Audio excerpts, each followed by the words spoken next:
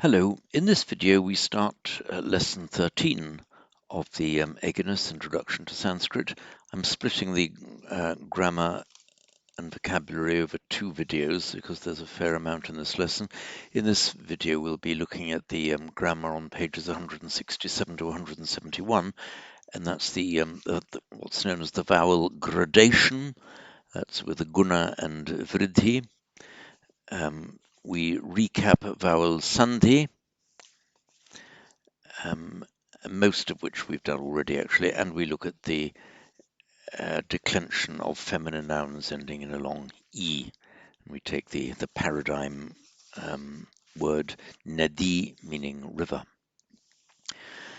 Now, guna and vriddhi, we've come across it piecemeal in several places before.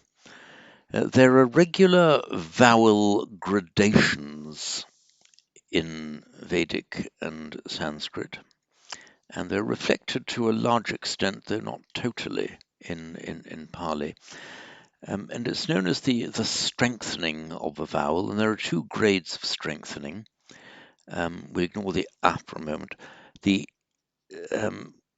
e and the e can become a, the guna form, the strength form, e to a, and the vriddhi, which literally means growth. The second grade of strengthening is an I. And similarly, u and u with their guna form become o, and vriddhi, the second grade of strengthening, become au. The vocalic ri, that's the subdotted ri, either r or ri, in its guna form becomes ar, and in its vriddhi form is ar. Now, the most frequent occurrences of where you see this change, this guna change, for example, I to e, u to o, and ri to ar, is in the conjugation of verbs and in the creation of verbal nouns. I mean, you see this phenomenon in other places as well, but these are far the most common forms. So, for example,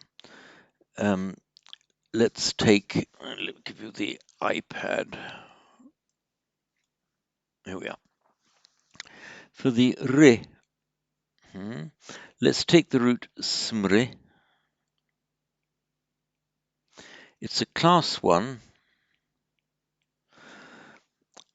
and you will generally find that class 1 verbs that end either in the vowel or with a single consonant will take guna in the present stem. So from smre, we've just seen from this table that the guna is ar, and so from smr we get smarati. He, she, it remembers. So that's where the r has become ar, smarati. And you get nud to drive, nud, nudati.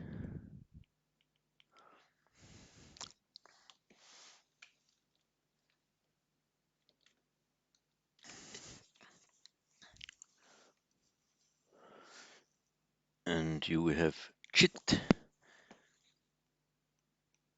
chetati.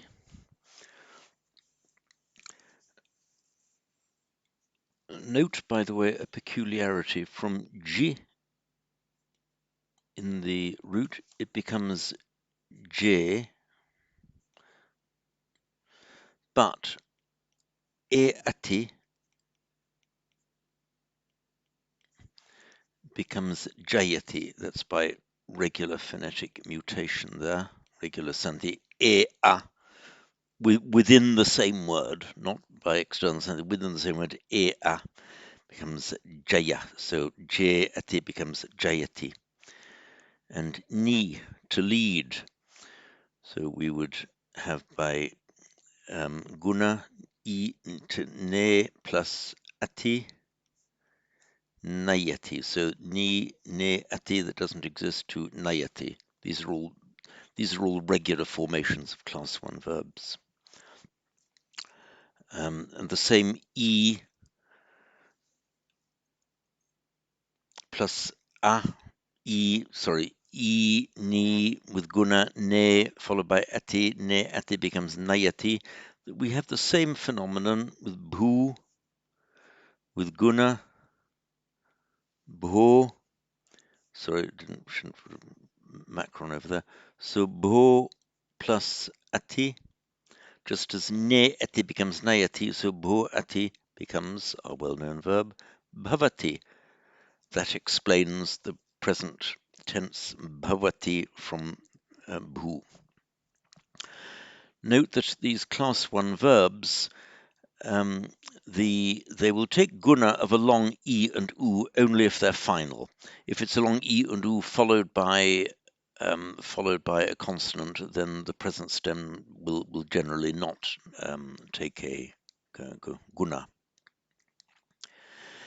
You will also see the guna form in verbal nouns made off the root, gunated root followed by a. Again, you gunate the root if it either ends in an e or an u. So, for example, ni gunated to ne plus, sorry, no macron, plus a is naya, bhu gunated to bho plus a becomes bhava. So that's how we get these verbal nouns naya and bhava. We have the root yuj with the vowel gunated, so o. So, but not yoja. No, it becomes yoga. That very often happens, more commonly than not happens. In these verbal nouns that end in a ch or a j. In the verbal noun, it becomes a k and a g. Like shuch, sorrow, shoka. Shuch is the verb meaning to be sorrowful. The noun shoka, not shocha, shoka. Similarly, yuj, to join, yoga, joining, and yoga.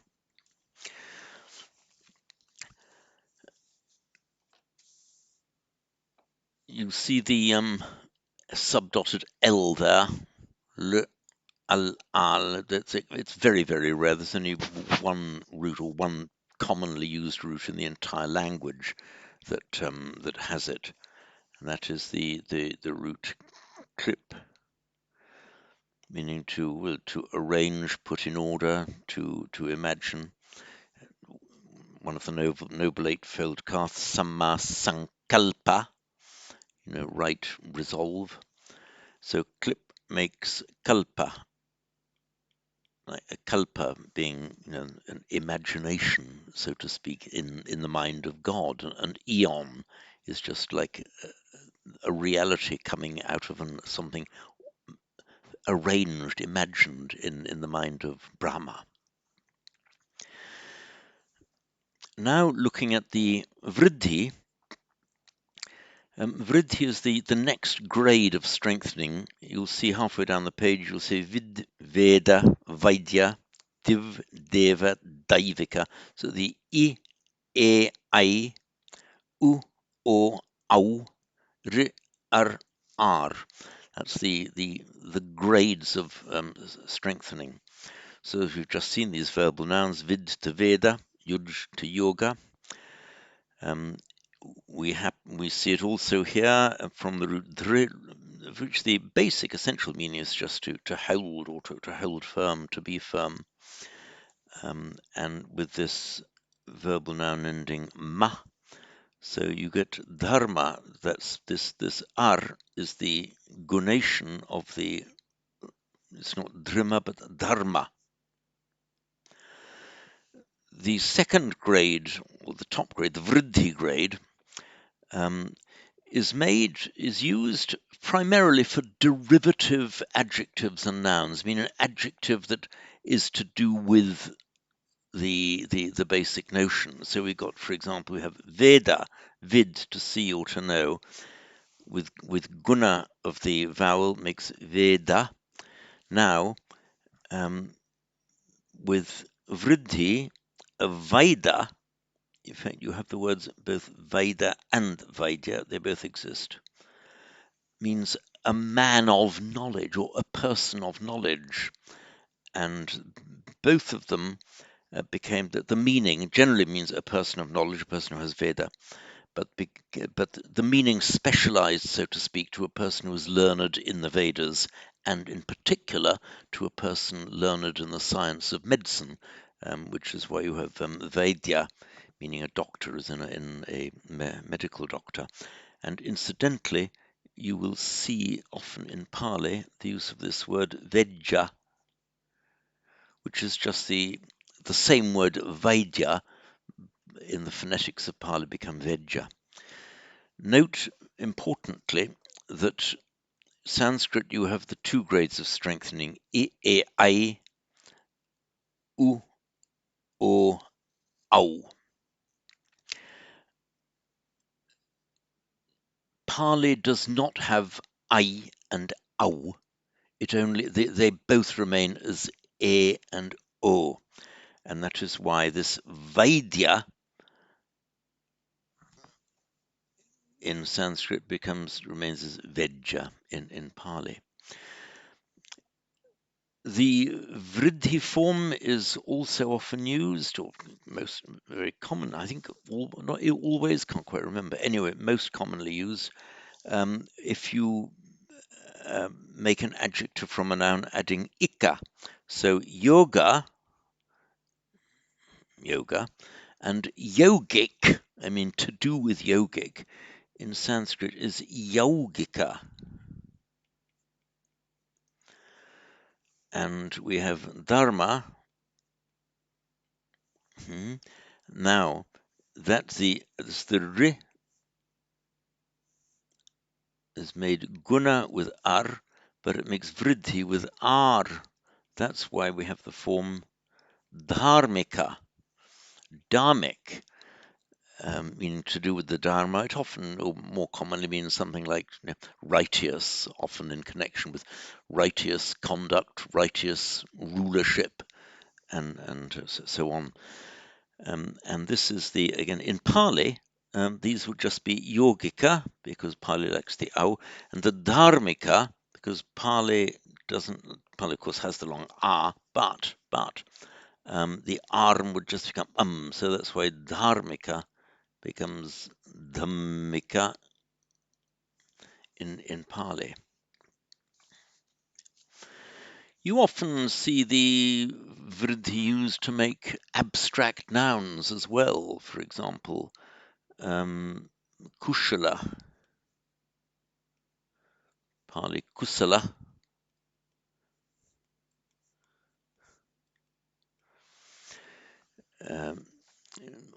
often used for skillful. Skillful means kushalopaya or kusalopaya in Pali. Skillful means kusala upaya, kusalopaya. It also means just faring well in Sanskrit. Kushalante, kushala on you, good on you. May you fare well. Also means just good health, prosperity. More in the Buddhist sense, it more has the sense of skillful behavior, behavior consistent with the spiritual life. Now, you can make an abstract noun with vridhi of the first vowel. So in Sanskrit, you can have kaushala, which is just a goodness, a skillfulness, healthfulness.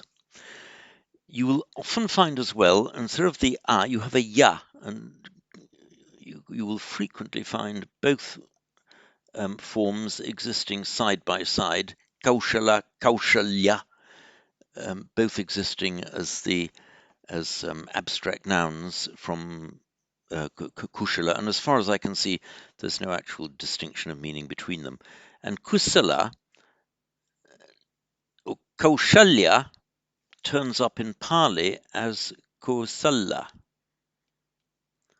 So you don't have a vriddhi there because Pali doesn't have it, but at least you have the guna reflecting the Sanskrit vriddhi. Kaushalya, kosala, meaning skillfulness. So upaya, kausalya would mean skillfulness of means. So upaya kosala in Pali, upaya kaushalya in Sanskrit. Sometimes there is a distinction between the ya ending and the non-ya ending. For example, you have purusha,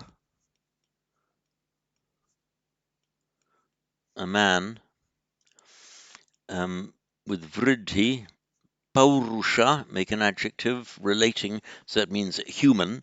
So purusha, a man, individual instance of a human being. Paurusha, the adjective meaning human. And paurushya then makes an abstract noun. So paurushya means humanity. The Pali students will have seen from Shila, and the Sanskrit students as well, actually. Shila, making Shaila. Shaila, meaning, Shila means a rock. So Shaila means rocky.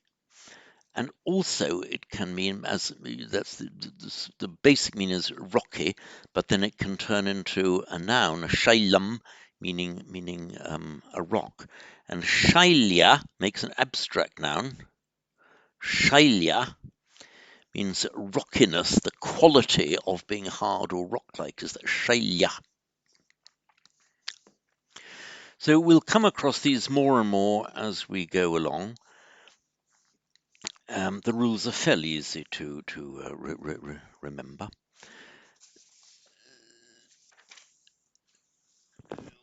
We now look at sandhi of vowels, and here we're looking at particularly the sandhi, external sandhi between one word and a following word. Again, it's fairly straightforward. A plus a becomes a, whether the a is long or short. So Rama Ashva becomes Ramashva.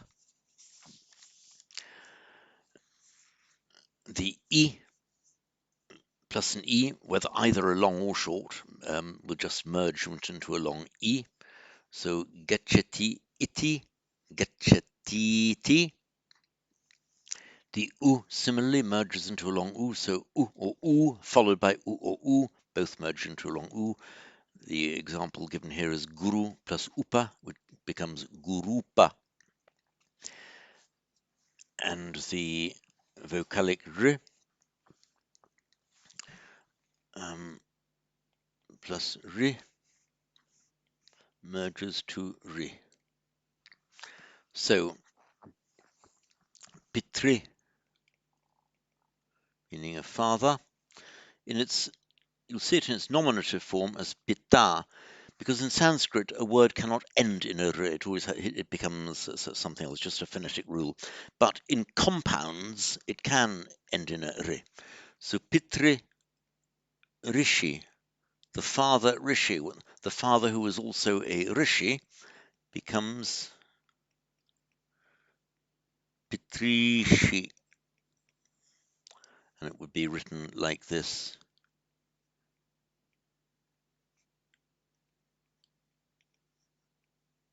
Pitrishi.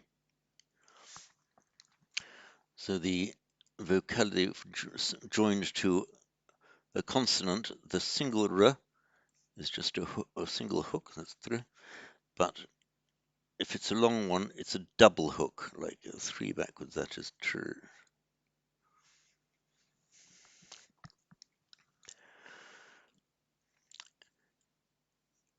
Now we look at what happens with dissimilar vowels, we've just been looking at what happens at a plus a, I, u, ri. Now, dissimilar vowels.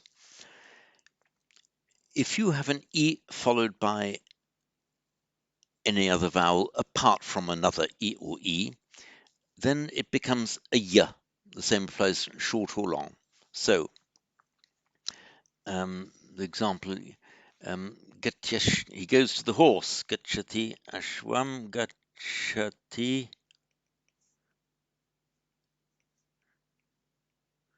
becomes gachatyashwam.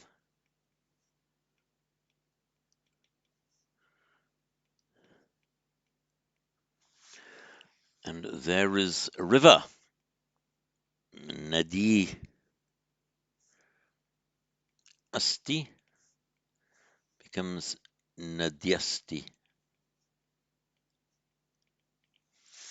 Note that whether the E is short or long, the same rule applies. They just become a Y before a following vowel. And exactly the same principle applies for a short U. So guru, what do we got? Guru ashvam, gurvashvam, gurvashvam. And the same applies to the long U. Take the word for an army, one of the words for an army. Chamu, a more common word is sena, but chamu also means an army. So chamu plus asti, there is an army, becomes chamwasti.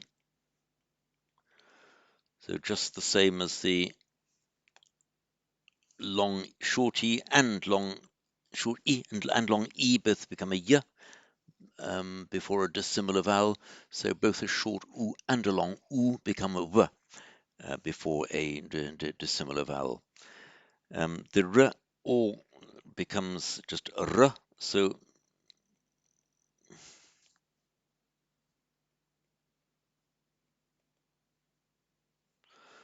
pitri become pitratra.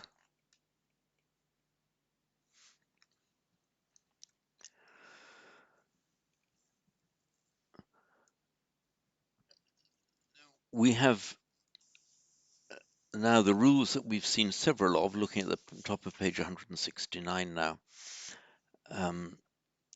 where a word ends in a long, word ends in e, and it's followed by another word beginning with a vowel.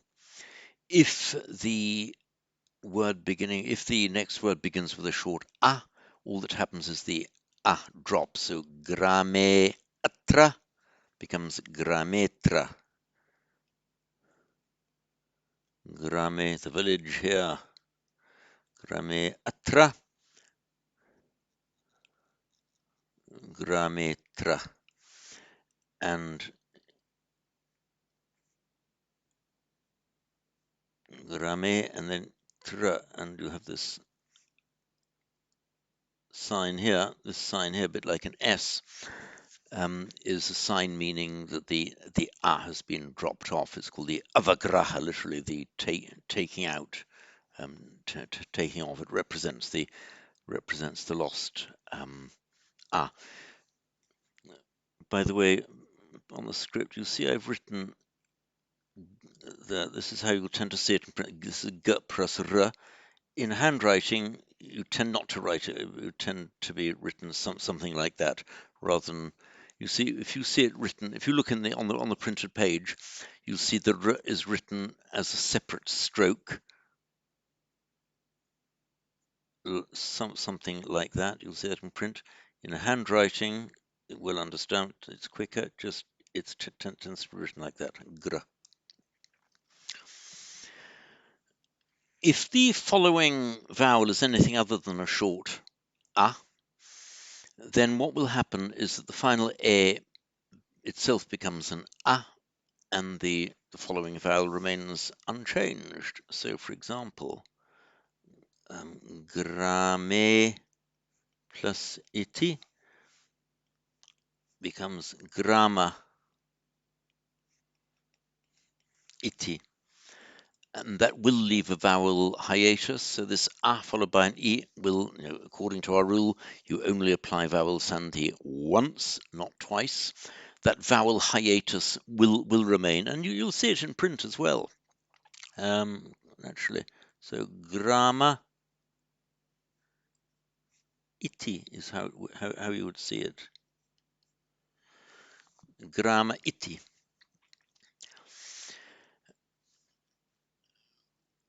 Where a word ends in an I,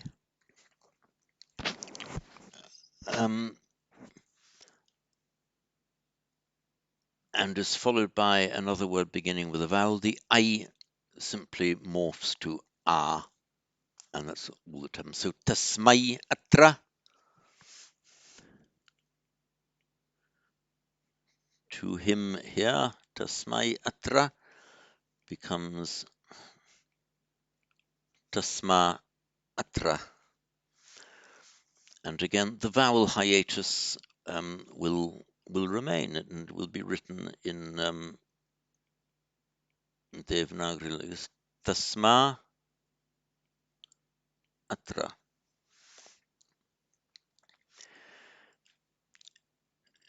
There's a comment halfway down, page 169, that an O seldom occurs in a final position. That is correct. It's very, very rare. Occasionally you find it in vocatives.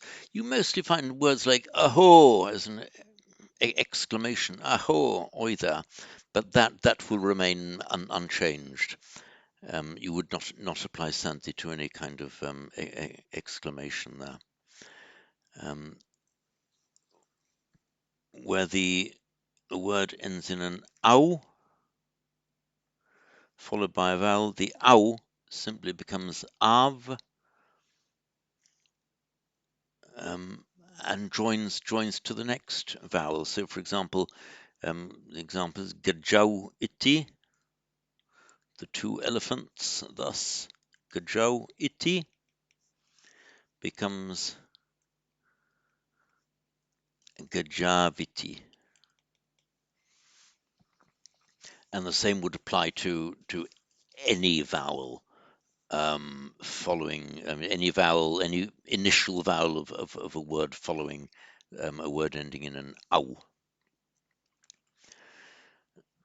And we look now at what happens with a final a or a followed by dissimilar vowels, that is followed by e or r or I or au. An a or an a followed by I or E simply become E, and it makes no difference whether it's a short A or a long A or a short I or a long E.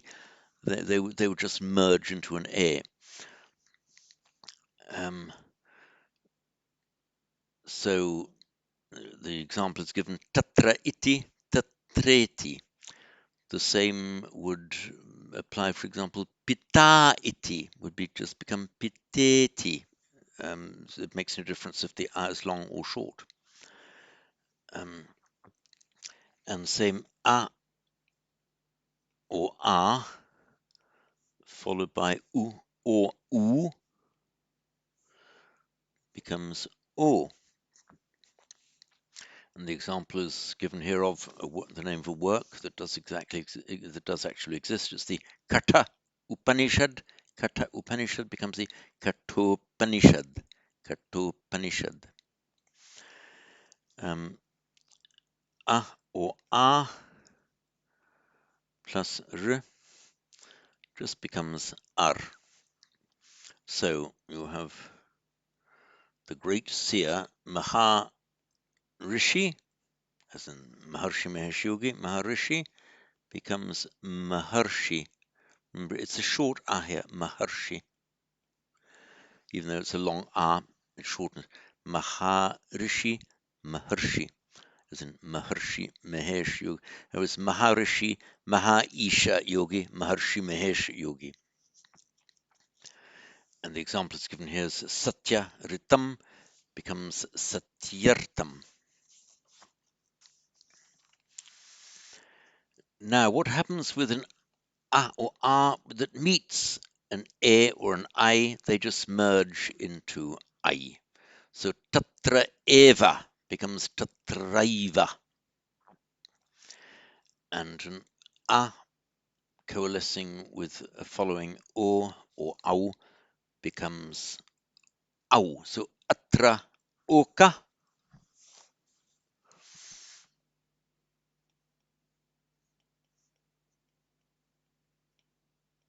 becomes atrauka.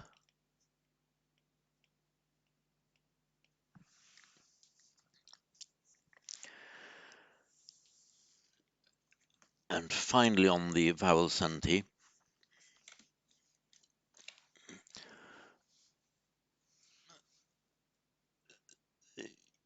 duals that end in e, u, and e. For example, vanam, neuter noun, vanam, forest.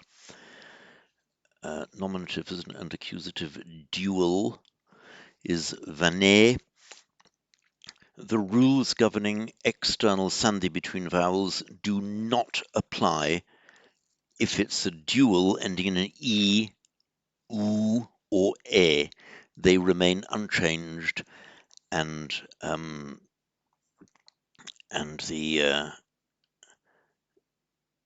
and the following vowel also remains unchanged, and so you have a vowel hiatus there. So, for example, he was in the wood. Vane abhavat becomes vane bhavat. However, there were two forests. This is the singular, vane, locative singular, in the wood. We're now looking at the nominative dual, vane abhavata. There were two forests. Abhavata, imperfect. We haven't done this yet, but take it from me. Abhavata means that there were, dual. That remains unchanged because although in the first one it changes vane abhavat becomes vane bhavat, that's a locative singular. Here, this is the dual ending e, therefore it is not subject to sandhi. That's why we say vane abhavata.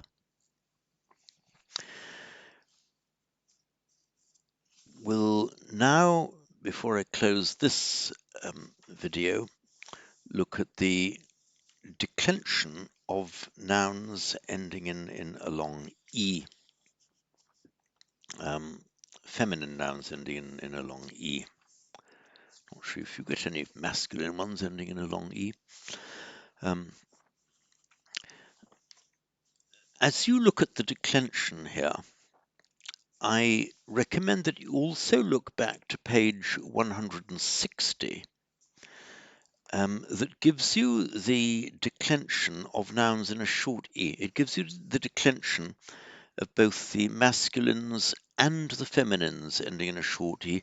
Particularly look at the alternative feminine forms on page 160 for kirti, where the dative, ablative, genitive, and locative, you can have one of two forms for the feminine. For example, the dative of Agni is Agnaye,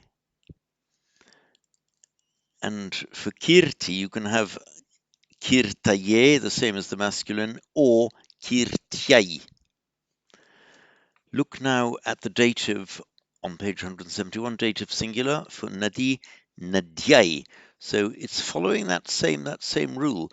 Ablative, the alternative on page 160, Kirti, ablative and genitive, Kirtyah, see, Kirtyah, and look at the ablative and genitive for the singular of Nadi, Nadyah in both cases. So it follows that same pattern. Kirti, so you can say you have Agnau. The locative can only be Agnau because Agni is masculine. Kirti, feminine. So you can have either kirtau or kirtyam. Now look at the locative of nadi, nadyam. So you'll see that it follows that pattern. And the look at the nominative and accusative. The nadi has nothing. It's just there's no ending apart from its e. There's no addition for the nominative, no visarga or anything like that. It's just the e on its own. And now look at the accusative. Just add an m. Nadim.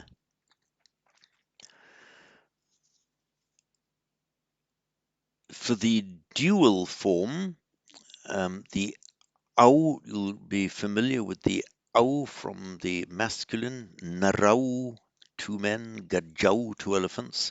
This is the same au, but there's a y before it, representing the kind of the e, like nadi au becomes nadiau.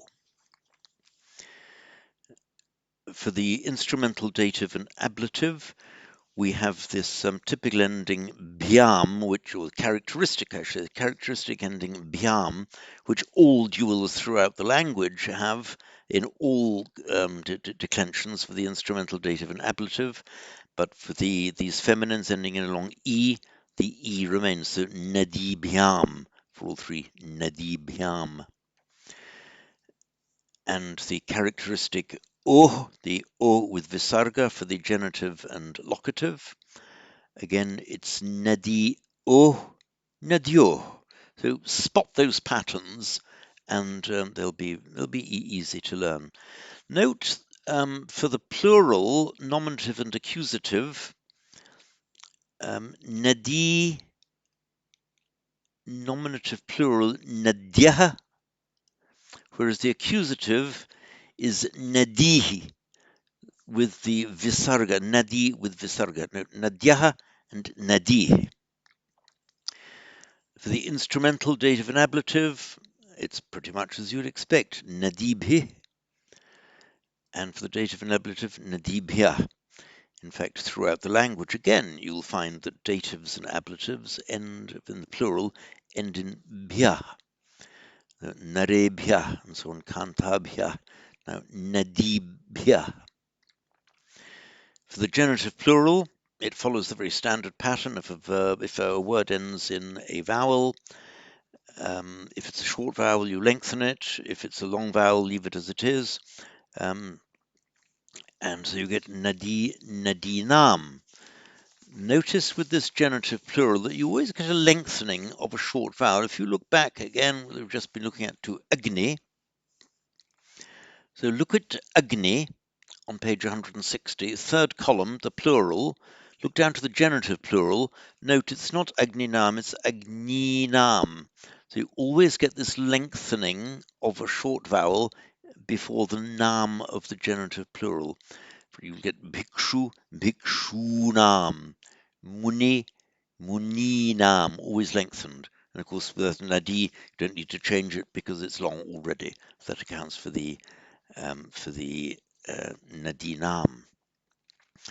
The same phenomenon you will note applying in Pali. The vowel is lengthened.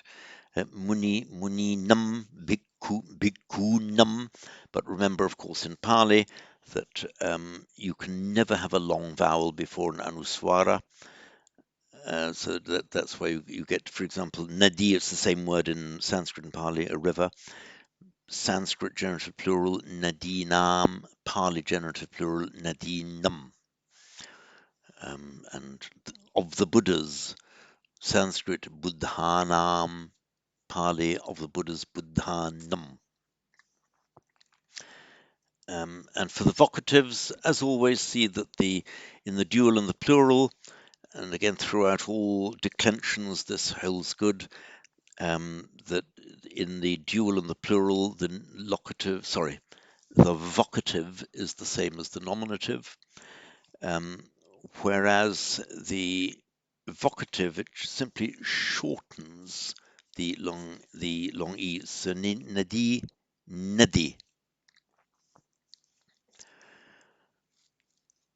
By contrast to the masculines, agni becomes agne, kirte. So a kind of opposite phenomenon. For the short I, vocative in E, but for the long E, vocative in a short I. Nadi, vocative nadi. So that is all on this video, and in the next video we'll be looking at the very important syntactical analysis of correlative clauses, which are very, very frequent and can be the cause of some confusion, which hopefully I will be able to resolve for you. So that's all on this video.